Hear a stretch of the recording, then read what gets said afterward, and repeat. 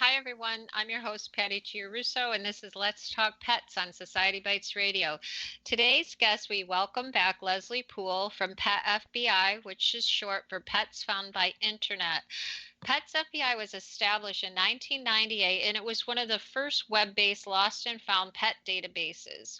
And as you know, pets are found and lost and reunited on the internet every single day. But the unique part of Pet FBI is that it is becoming a centralized database with a couple really big partners. And those partners you may be familiar with, which would be Helping Lost Pets, which is based out of Canada, and the Lost Dogs of America organization throughout the whole United States. And together they're going to join forces and create one large database for lost and found pets. And we're going to talk about that today and how that works and what it means to the lost and found pet problem, I guess, and how it helps change things and creates a better system of reuniting lost pets.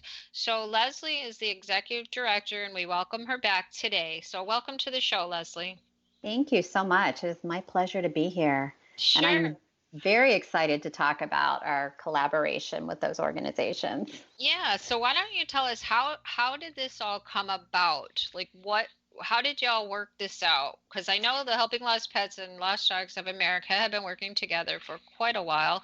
So how did you get involved with this and bring this together?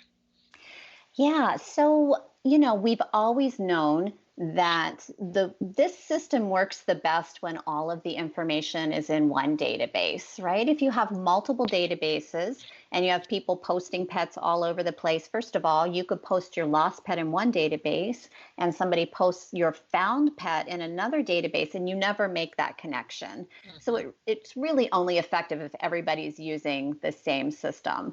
But as you know, there are multiple databases and multiple sites out there. So we knew we wanted to figure out a way to bring us all together. And so we just started talking about who we could collaborate with. And I think it was really key for us to collaborate with an organization or organizations that shared our values and our mission. And that's mainly that these services to help you find your pet are always free of charge. Right. We feel very strongly about that. We don't want finding your pet to be based on your ability to pay for it. We want to be able to help everybody regardless of that. So we knew we wanted an organization who shared that. And Helping Lost Pets definitely does. I mean, they have the same values that we do, along with Lost Dogs of America, that they provide their services completely free of charge. Mm-hmm. And so that seemed like a great fit. So we just started the conversation with how would this look if we just partnered together? And when we started talking, it was like, well, of course, that makes perfect sense. And so it's just a matter of, the technical magic that our IT people made happen. That took a little bit longer, but conceptually, it just made good sense. We are organizations that share the same ideas, that operate in the same way. Let's make it easier to accomplish our mission, which is to get lost pets back home to their families. Right. And this is huge. I mean, this isn't just the United States. This encompasses Puerto Rico and now Canada, right? Right. So Pet FBI is the United States, Puerto Rico, and the Virgin Islands, and Helping Lost Pets is the entire United States and Canada. Mm-hmm. So together we're covering a lot of area, which is great. Lost Dogs of America, as you know, has an incredible social media presence and just a huge network of volunteers.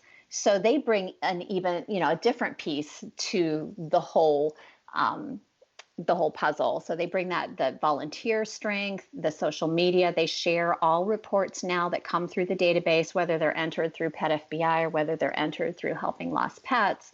All of those reports get shared on their Facebook pages. Mm-hmm. So that just adds another dimension and more opportunity for you to find your lost pet. Mm-hmm. Yeah, and it's not difficult to do. Why don't you talk about the simple steps that it would be if somebody lost their pet?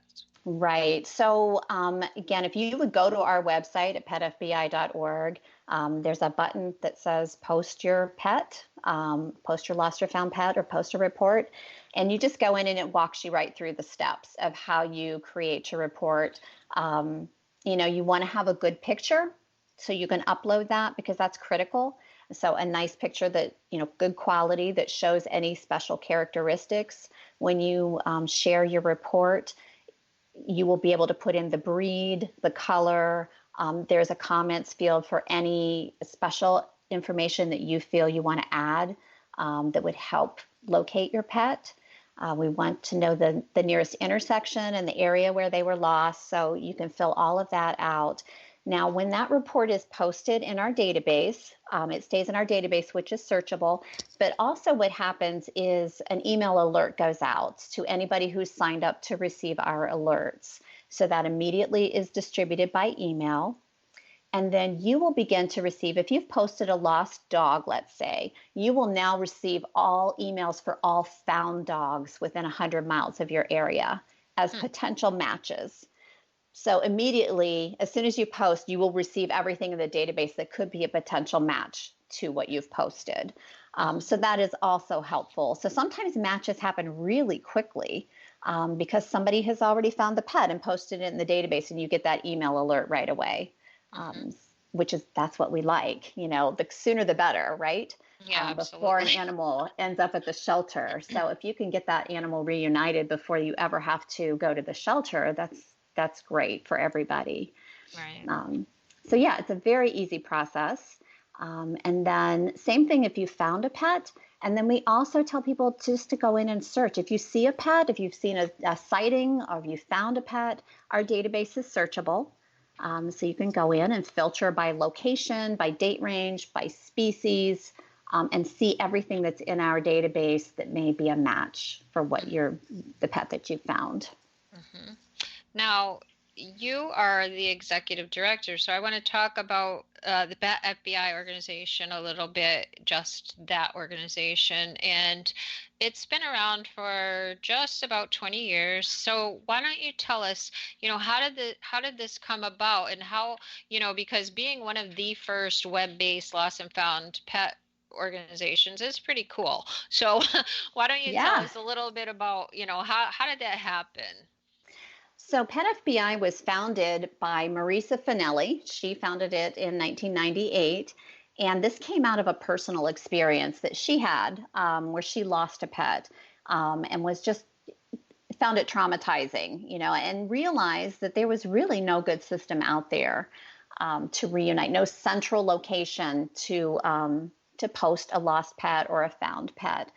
She did find her pet eventually going door to door, but it just highlighted for her that there was a need, and she decided to take it on. And so she got to me, and she's not an IT person, by the way. She's a teacher, but she's tenacious, and she saw that there was a need. And so she started it up in Columbus, Ohio, which is where we're based. And at first it was just regional in this area. And then as she recruited more and more volunteers to help her and refine the database and grow it, it eventually became national. Pet FBI expanded.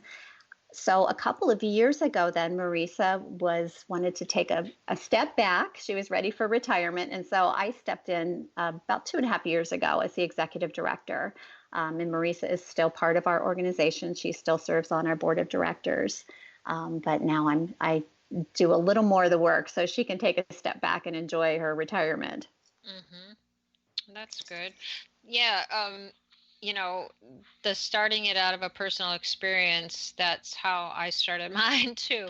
So I think, the people that do that, it's just they have, she saw the need and she really went with it, and look where it is today, and that's really impressive. And Yeah. I hope that my organization, because I'm only in 2 counties of Florida, but I'm pretty big. The group is pretty large, and I'm going to start sharing the Pet FBI as one of the things that I'm going to ask people to do, and to be part of, because, you know, as it grows and we can try to get more people to enter that in, it's just another excellent tool to help Right. us, you know, because I have some people that I talk with in the next county over. And, you know, because sometimes those pets are lost right on the county line. And today was the case. A little 12-year-old dog was lost right near the county line today,